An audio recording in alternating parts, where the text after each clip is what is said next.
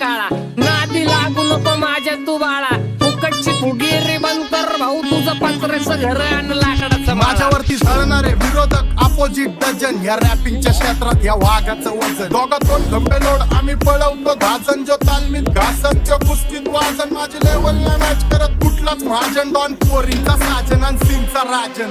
आलीच कुटून कशाला बाया तू खातीच एवढा भाव, आलीच कुटून कशाला बाया तू खातीच एवढा भाव. क्या बोलती कंपनी,